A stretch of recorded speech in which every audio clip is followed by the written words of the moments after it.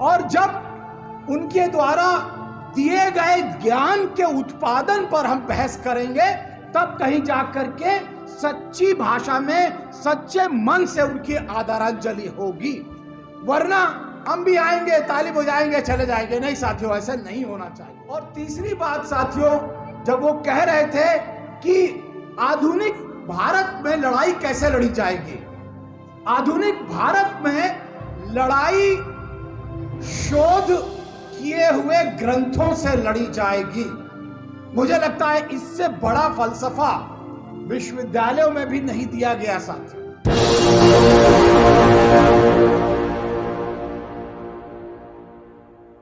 आज की इस आदरांजलि सभा में बौद्धाचार्य द्वारा उनके व्यक्तित्व और कृतित्व पर अपना थोड़ा सा प्रकाश डालते हुए मंच आसीन सभी विद्वज्जन और इस प्रांगण में बैठे हुए सभी उपासक एवं उपासिकाएं, साथियों,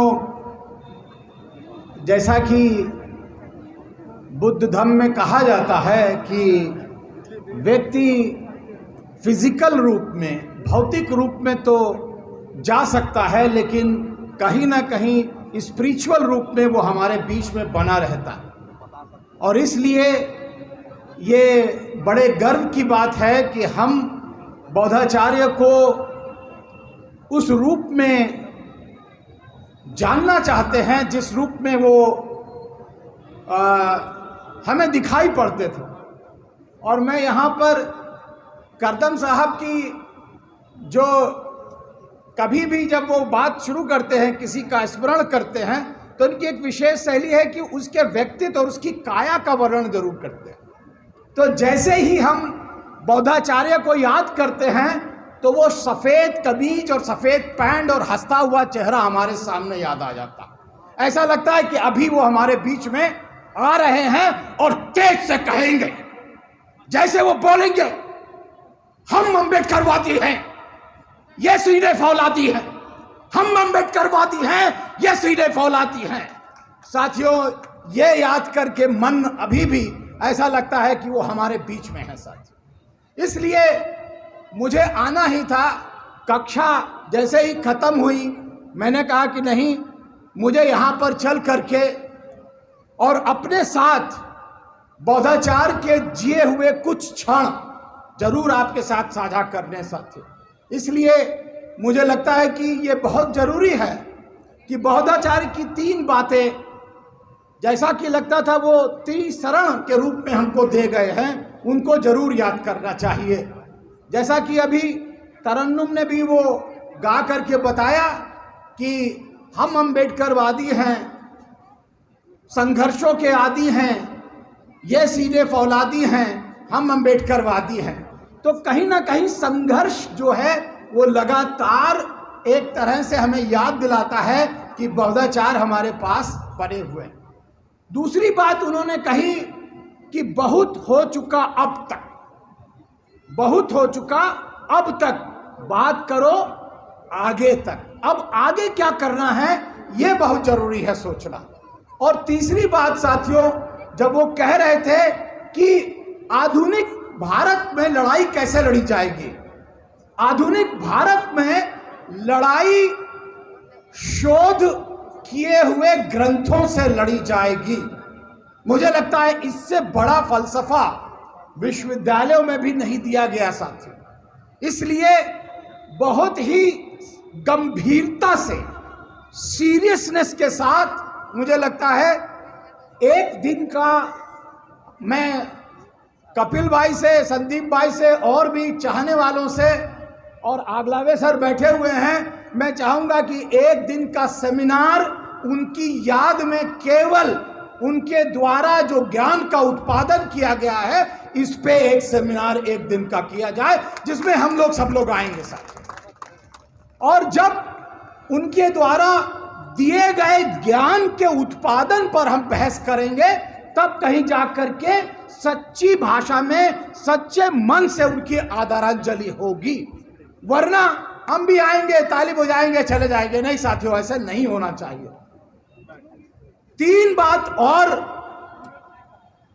बौद्धाचार्य जी की तीन बातें जो ये बातें थी, लेकिन बौद्धाचार्य ने अपने विचारों को केवल विचारों तक नहीं रखा, उनको संगठन में परिवर्तित किया।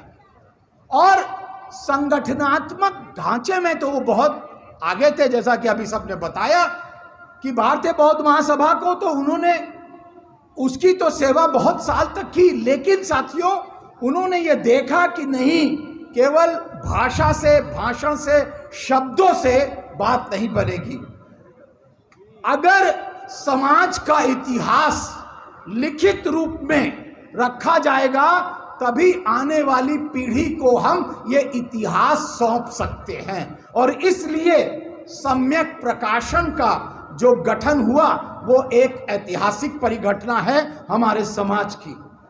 हो सकता है लोग इसको अभी उन शब्दों में या उस तरह नहीं समझ पा रहे हैं जिस तरह उनको समझना चाहिए, लेकिन आने वाले समय में जब आप किसी विश्वविद्यालय के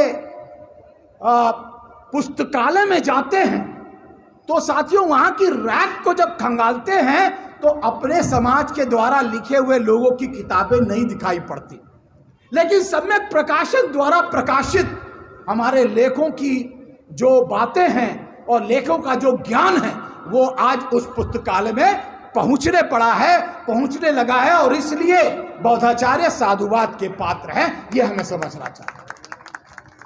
दूसरा साथियों, जो अभी हमारे साथी आए थे कि ये जो समाज है, ये जो धम्म का कार्यक्रम है, ये क्या लोग जो वयस्क लोग हैं, जो लोग पहले बाबा साहब के समय को देख रहे थे, क्या वही लोग चलाएंगे?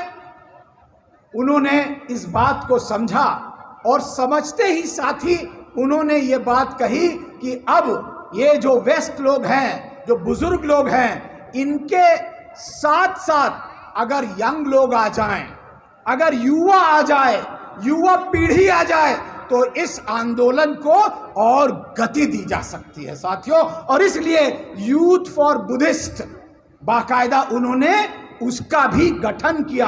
गठन ही नहीं किया, उसके अंदर जो उसकी कलात्मकता थी, जो हमारे बहुजन समाज के, बुद्ध समाज के, अम्बेडकराइट लोगों के, यूथ के अंदर जो कल्पनाशीलता थी, जो कलात्मकता थी, आर्टिस्टिज्म था, उस सब को वो लेकर के आए। चाहे वो गायन शैली हो, चाहे वो नाटक शैली हो, और चाहे वो कला की शैली हो, इन सब को उन्होंने युवाओं के साथ साथियों विकसित किया। इसलिए हम उनको नमन करना चाहते हैं साथियों। एक बार बौद्धाचार्य के लिए फिर से हम ताली बजा करके उनका नमन करें।